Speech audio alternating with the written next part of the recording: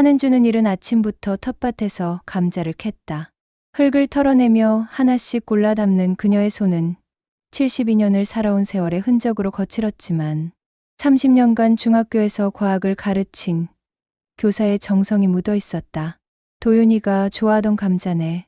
바구니에 감자를 담고 낡은 가방을 챙겨 서울행 버스에 올랐다. 강서구 아들 집 앞에서 초인종을 누르자 며느리 정은미가 문을 열었다. 어머니, 또 오셨어요? 은미의 표정에는 반가움 대신 피곤함이 역력했다. 감자 좀 가져왔는데. 어머니, 제발 이런 거 가져오지 마세요. 냄새도 나고 냉장고만 차지해요. 37세 은미의 날선 목소리에 은주의 어깨가 움츠러들었다. 거실에서는 42세 아들 박도윤이 노트북을 붙들고 앉아 있었다. 스타트업 대표라는 거창한 직함을 가지고 있지만 최근 투자 유치에 연달아 실패하며 자금난에 허덕이고 있었다. 어머니 오셨어요. 건성으로 인사를 건넨 도윤의 시선은 여전히 화면에 고정되어 있었다. 은주는 조용히 감자 바구니를 부엌 한켠에 놓고 작은 소파에 앉았다. TV에서는 부동산 투자 성공담이 흘러나오고 있었고 은미는 그것을 바라보며 한숨을 내쉬었다. 며칠 뒤 은주가 다시 아들 집을 찾았을 때 은미의 불만은 더욱 노골적이었다. 어머니, 남들은 시부모가 아파트 물려주고 결혼자금도 대준다는데 은미는 설거지를 하며 그릇을 세게 부딪혔다. 우리만 왜 이런지 모르겠어요. 은주의 가슴이 섬찟했다. 평생 교직에서 모은 퇴직금과 저축은 모두 아들의 대학 등록금과 결혼 자금으로 들어갔는데 그것을 모른 척하는 며느리의 말이 가슴을 찔렀다. 도윤은 침묵했다. 하지만 그 침묵은 사실상 동조나 다름없었다. 사업 실패로 쌓인 스트레스와 분노가 어머니에게로 향하고 있음을 은주는 느낄 수 있었다. 도윤아, 엄마가 뭔가 도움이 될 수 있을까? 어머니가 뭘 도와주실 수 있어요?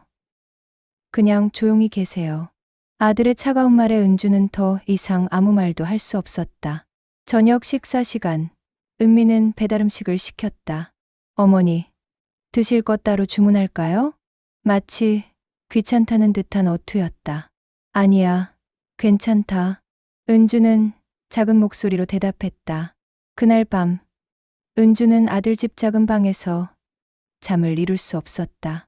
부엌에서는 은미가 일부러 그릇을 세게 부딪히며 설거지를 하는 소리가 들렸다. 도윤은 방문을 잠그고 나오지 않았다. 벽 너머로 부부의 대화가 새어나왔다. 언제까지 어머니가 여기 계실 거야?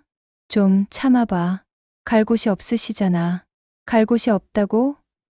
시골집이 있잖아. 은주는 이불을 머리까지 덮었지만 눈물을 멈출 수 없었다. 새벽 4시, 그녀는 조용히 일어나 짐을 정리하기 시작했다. 작은 캐리어에는 옷 몇 벌과 오래된 사진첩만 들어갔다. 사진첩 속에는 도윤이 어렸을 때 엄마 손을 잡고 웃던 모습들이 가득했다. 책상 위에 펜을 들어 편지지에 글을 썼다. 도윤아, 은미야, 너희에게 짐이 되고 싶지 않다. 건강히 살아라. 짧은 메모를 식탁 위에 놓고 차가운 겨울비가 내리는 새벽길로 나섰다. 캐리어 바퀴가 젖은 아스팔트를 구르는 소리만이 적막한 새벽을 깨웠다. 은주는 시내버스를 타고 무작정 종점까지 갔다. 낯선 동네였지만 오랜 기억 속에서 한 사람이 떠올랐다. 20년 전 동료 교사였던 김 선생이 이 근처에서 독서 모임을 운영한다는 소식을 들었던 것 같았다. 작은 도서관 문을 두드렸을 때 반가운 얼굴이 나타났다. 어머, 은주 선생님. 정말 오랜만이에요. 김 선생은 진심으로 반가워했다. 여기서 뭐 하세요? 그냥 좀 쉬고 싶어서요. 아, 혹시 실언되시면 여기서 아이들 과학 수업 봉사 좀 도와주실 수 있어요?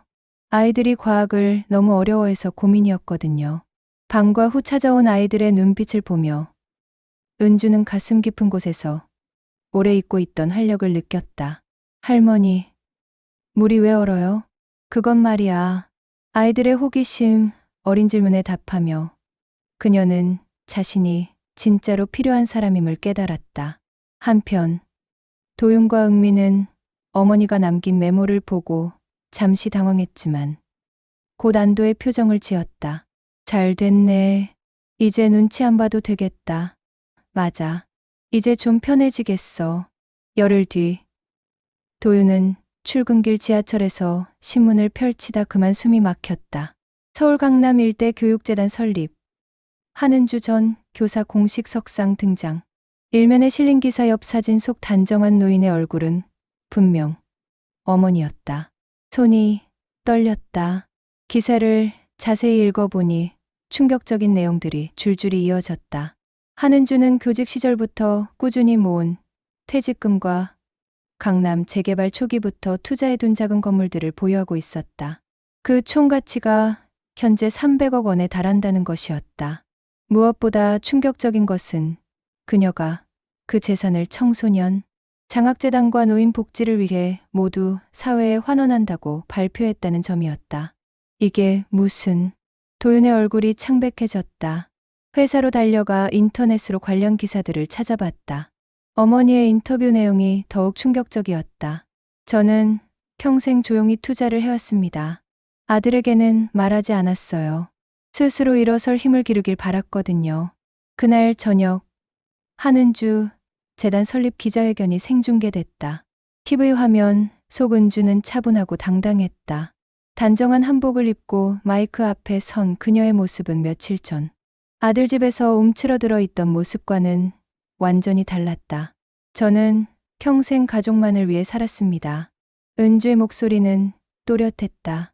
하지만 결국 저는 가족에게 버려진 존재가 되었습니다. 도윤과 은미는 TV 앞에서 얼어붙었다. 이제는 더 넓은 세상의 가족들을 위해 살고 싶습니다. 한 기자가 질문했다. 가족분들의 반대는 없으셨습니까? 은주는 잠시 눈을 감았다가 단호하게 말했다. 저에게는 가족이 없습니다. 이 말은 날벼락처럼 도윤과 은미를 강타했다. 진짜 가족은 서로를 존중하고 보살피는 사람들입니다.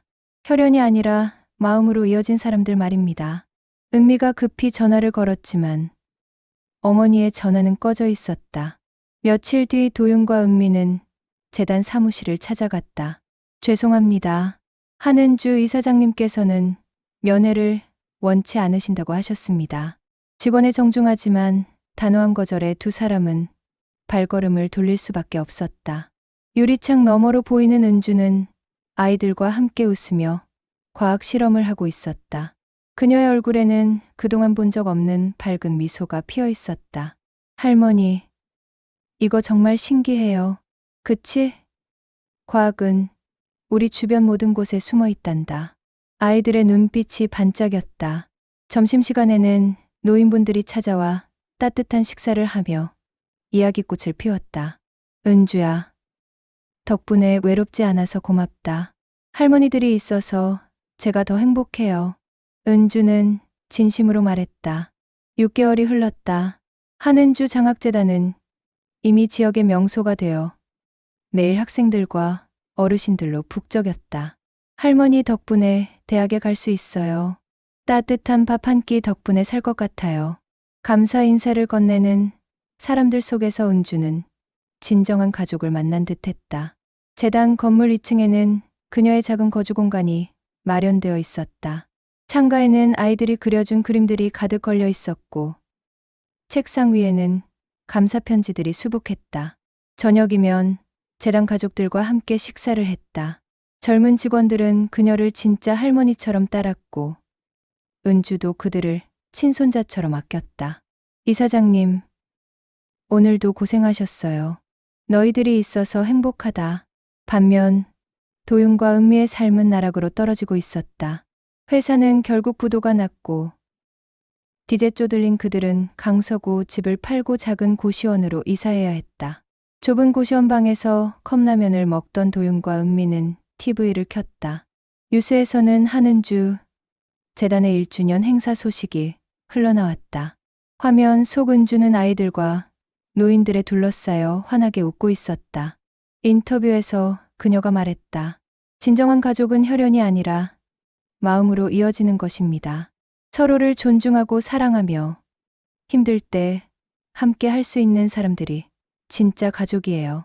라디오처럼 울려 퍼지는 어머니의 목소리에 두 사람은 고개를 떨궜다. 은미는 눈물을 흘렸고 도윤은 주먹을 쥐었다. 그제야 깨달았다. 잃은 것은 돈만이 아니었다. 세상에서 가장 소중했던 진짜 가족이었다. TV 화면 속 어머니는 이제 그들의 손이 닿지 않는 곳에서 새로운 가족들과 행복하게 살고 있었다.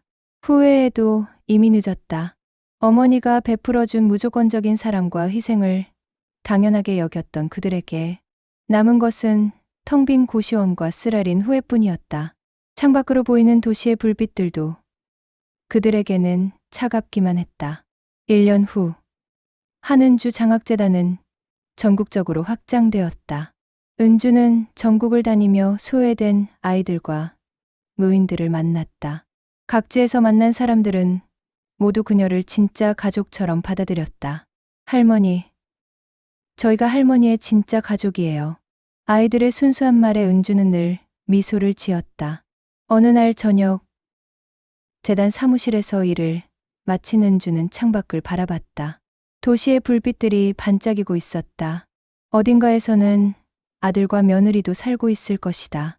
마음 한편으로는 여전히 그들이 궁금했지만 이제는 원망하지 않았다. 그들도 언젠가는 진정한 가족의 의미를 깨달을 날이 올 것이라고 믿었다. 은주는 책상 서랍에서 낡은 사진첩을 꺼냈다. 어린 도윤이 엄마 손을 잡고 웃는 사진을 보며 조용히 중얼거렸다. 고맙다, 도윤아. 덕분에 더 큰 세상을 만날 수 있었어. 그리고 사진첩을 다시 서랍에 넣고 내일 만날 아이들을 위한 과학 실험을 준비하기 시작했다. 진정한 가족은 혈연이 아니라 사랑으로 만들어진다는 것을 그녀는 온몸으로 증명하고 있었다.